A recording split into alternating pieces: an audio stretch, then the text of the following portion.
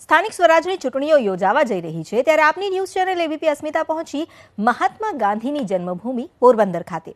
પોરબંદરમાં પાયાની સુવિધા કેવી છે અને આગામી દિવસોમાં પોરબંદરને કેવું બનાવવા ઈચ્છે છે તે અંગે ચૂંટણી લડી રહેલા રાજકીય પક્ષો સાથે એબીપી અસ્મિતાની ટીમે કરી ચર્ચા। શું કહી રહ્યા છે કોંગ્રેસ અને આપના અગ્રણીઓ, આવો જોઈએ। પોરબંદર છાયા નગરપાલિકાની ચૂંટણી યોજાવા જઈ રહી છે ત્યારે ચૂંટણી લડી રહેલા રાજકીય પક્ષોના કાર્યકર અને ઉમેદવાર આવનારા દિવસોમાં પોરબંદરને કેવું બનાવવા ઈચ્છે છે તે અંગે ચર્ચા કરીશું પોરબંદરના રાજકીય પક્ષોના કાર્યકરો સાથે। તમામને આમંત્રણ આપવામાં આવ્યું હતું। ભારતીય જનતા પાર્ટીના આગેવાન કે કાર્યકર ઉપસ્થિત નથી રહ્યા, જેના કારણે કોંગ્રેસ અને આમ આદમી પાર્ટીના જે કાર્યકરો છે તેમની સાથે ચર્ચા કરીશું। સૌથી પહેલા અહીંયા એક યુવા કાર્યકર છે, તેને પૂછશું પોરબંદરની સૌથી મોટી સમસ્યા તમારી દ્રષ્ટિએ કઈ છે? અત્યારે પોરબંદરની જો સૌથી મોટી સમસ્યા હોય તો એક તો પીવાના પાણીની અને મોટામાં મોટી સમસ્યા ભૂગર્ભ ગટરની, કે જે લોકોએ કોઈ પણ પ્લાનિંગ કર્યા વગર જે ભૂગર્ભ ગટરનું જે આયોજન કર્યું છે, જે મિશન સિટી હેઠળ બનાવવામાં આવી છે, બરાબર, પણ અત્યારે આપણે જોઈએ છે તો ત્યાં ઓલા જે પાણી ભરાઈ રહ્યા છે, બરાબર, અને ઘણાના ઘરમાં પાણી ભરી જાય છે અને જે પીવાના પાણીની લાઈન અને ભૂગર્ભ ગટરની લાઈન એક સાથે હોવાથી પાણી પણ એકદમ ગંદુ આવી રહ્યું છે। આ ભાઈનું પીવાના પાણી અને ગટર, ભૂગર્ભ ગટર વિશે જે કેવું છે, તમારો અનુભવ શું છે? તમારા કેવા પ્રમાણે આ બંને સુવિધાઓ કેવી છે? આ બંને સુવિધાઓ જે આટલા મોટા પ્રમાણમાં ખર્ચ કરવામાં આવ્યો એની સામે યોજના તદ્દન નિષ્ફળ રહી છે। આ સિવાય પોરબંદર શહેરને આવડું મોટું શહેર હોવા છતાં હજી સુધી પાયાની સુવિધાઓ તો નથી જ, પણ સાથે સાથે જે બાગ બગીચાઓ છે વર્ષોથી બિસ્માર હાલતમાં છે। રાણીબાગ કયો કે રૂપાળીબાગ કયો, અહીં સ્વિમિંગ પુલની સુવિધા નથી। અહીં શિક્ષણની જે નગરપાલિકા સંચાલિત શાળાઓ હતી એ પણ અત્યારે બહુ ખરાબ હાલતમાં કહી શકાય, અને જે નગરપાલિકા હસ્તક હતી એ શાળાઓ જ અત્યારે સરકાર હસ્તક થઈ ગઈ છે। નગરપાલિકા પાસે સારું શિક્ષણ આપી શકે એવી કોઈ શાળાઓ નથી। આરોગ્યની સુવિધાઓના નામે અત્યારે નીલ છે, કોઈ જાતની આરોગ્યની સુવિધાઓ આપવામાં આવતી નથી। લોકોને મા કાર્ડ કઢાવવા હોય, ગરીબ લોકોને કંઈ સારવારની જરૂર હોય તો એ કાર્યવાહી પણ નથી થતી। અને અમદાવાદ જવા માટે થઈ અને નગરપાલિકા પાસે નબળા વર્ગના લોકો માટે લઈ જવા માટે એમ્બ્યુલન્સ કે એવી કોઈ સુવિધા નથી। અચ્છા, રોડ રસ્તાની વાત કરીએ, પાયાની સુવિધાની વાત થઈ તો રોડ રસ્તા અંદર આવે તો રોડ રસ્તા કેવા છે પોરબંદર નગરના? રોડ રસ્તા તો ક્વોલિટી મુજબના નથી, પણ પોરબંદર જેના માટે પ્રખ્યાત છે ગાંધી અને સુદામાની નગરી તરીકે, પોરબંદર એક સારું યાત્રાધામ તરીકે વિકસી શકે એમ છે। પોરબંદરમાં આખા દેશમાં એક જ એવું સુદામાનું મંદિર છે, ત્યાં ઘણા બધા યાત્રાળુઓ આવે છે, ગાંધીજીની યાત્રાળુઓ આવે છે, એવડી મોટી રમણીય ચોપાટી આવે છે। પણ રાત્રે 12 વાગે જ્યારે રાજસ્થાનથી અને દેશના બીજા રાજ્યોમાંથી ભારત દર્શને લોકો નીકળે છે, જ્યારે અહીં પહોંચે છે તો એમને રાત્રે પીવાનું પાણી પણ નથી મળતું, એમને કોઈ ઉતારાની સુવિધા પણ નથી, એમને કોઈ રહેવા માટેની આવાસ સુવિધા પણ નથી, એને રાત્રે જમવાનું પણ ન મળે। પોરબંદરની ખૂબ જ ખરાબ છાપ લઈને જાય છે। પોરબંદરની અંદર એક પ્રવાસધામને એક સારા ઉદ્યોગ તરીકે વિકસાવી શકાય એમ છે। રાત્રે 12 વાગ્યા પછીની રાત્રિ બજારો ચાલુ કરી શકાય એમ છે, અને એ રીતે નિર્ભય ગુજરાતની માત્ર વાતો થાય છે, પણ જો નગરપાલિકામાં કોંગ્રેસનું શાસન આવશે તો અમે ભયમુક્ત પોરબંદર બનાવી રાત્રિ બજારો ચાલુ રહેશે।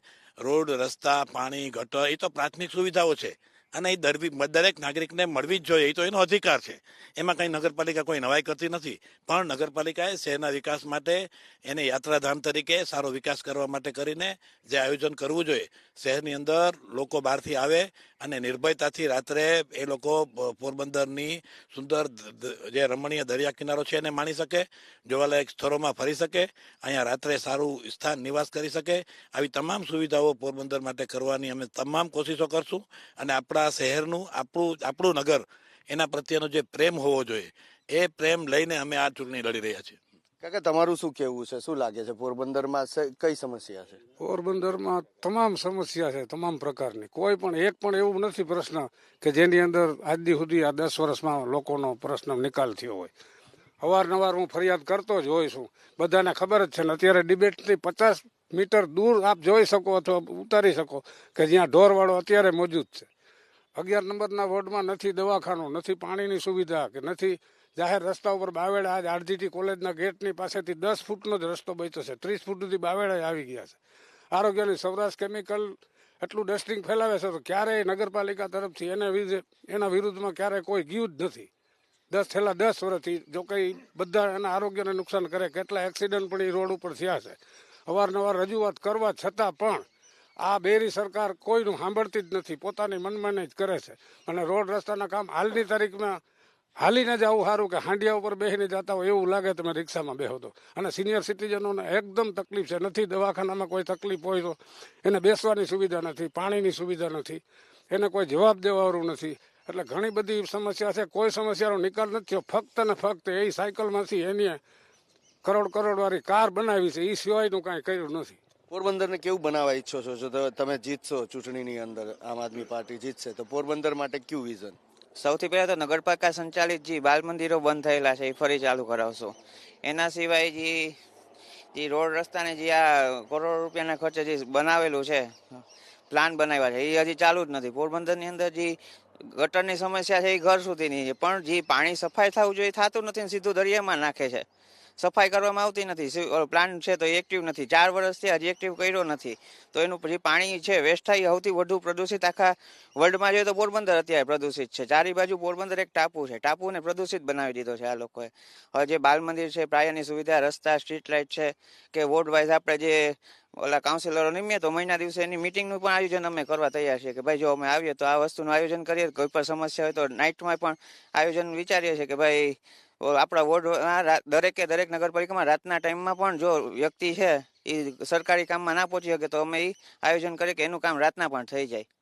પોરબંદર કેવું હોવું જોઈએ તમારી દ્રષ્ટિએ? પોરબંદર કેવું હોવું જોઈએ, તે જે છેલ્લા 25 વર્ષથી જે શાસન કરે છે ને ડિબેટમાં જ નથી આવતા, તેને જ એક તો પ્રશ્ન પૂછવો જોઈએ કે જો તમે 25 વર્ષથી શાસન કરો છો છતાં પણ પ્રજા માટે એબીપી અસ્મિતા જેવો પ્રતિષ્ઠિત જ્યારે મીડિયા આવે છે ત્યારે તેના સવાલના જવાબ દેવા માટે શા માટે નથી ઉપસ્થિત રહેતા?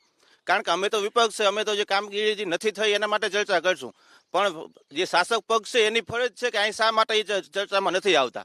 કોઈ પણ ચર્ચા હોય છે ત્યારે પોતે એક પલાયન વૃત્તિ રાખે છે, કારણ કે એ લોકોને ખ્યાલ છે કે પોરબંદરમાં કંઈ કામ જ નથી કર્યું. જો પોરબંદરમાં વિપક્ષ સવાલ પૂછે તો કેને પૂછે? આજે જે લોકતંત્રની આ મોટામાં મોટી હાર છે. પોરબંદર શહેરમાં આરોગ્યની દ્રષ્ટિએ શાળાઓ, બાલ મંદિરો જે નગરપાલિકા સંચાલિત હતા તેમાં કોઈ કામ નથી થયું. ઉલટાની 5000 શાળાઓ છે એ બંધ થઈ છે. અને સૌથી મોટો પ્રશ્ન રખડતા ઢોર છે. તો એમાં કારણે આજે હજારો ને કેટલા માણસોના જીવ ગયા છે અને કેટલા લોકો આજે હોસ્પિટલાઇઝ થયા છે. તો તેના માટે થઈને કોઈ વસ્તુ આ જે શાસક પક્ષ કરવા નથી માંગતો. ઉપરથી પૈસા આવે છે, જે અહીંના જે લાલુ પ્રસાદ છે એ લોકો ખાઈ જાય છે. તો સવાલ એક જ છે કે શાસક પક્ષ શા માટે ડિબેટથી ભાગે છે?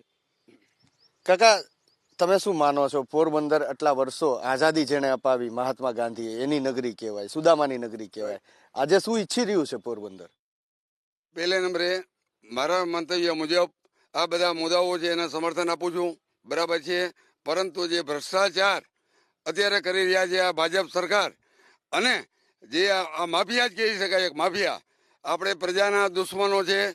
872 કરોડની જે ગ્રાન્ટ પાસ થઈ હતી એમાંથી આજે 60% જેવી માતબર રકમ ખાઈ ગયા છે. એટલે અંદાજી 60% કાઢે એટલે મારા હિસાબ મુજબ, ચોક્કસ ગણતરી નથી કરી, 550 કરોડ રૂપિયા થાય છે, હજમ કરી ગયા છે. જેને સાયકલ લેવાની ત્રેવડ નથી 15 20 લાખની ગાડીમાં ફરે છે.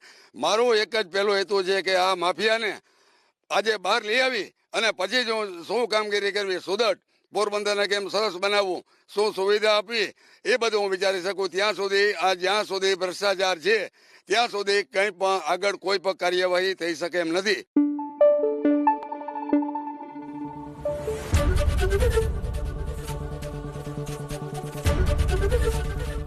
એબીપી અસ્મિતા, ગુજરાતની અસ્મિતા.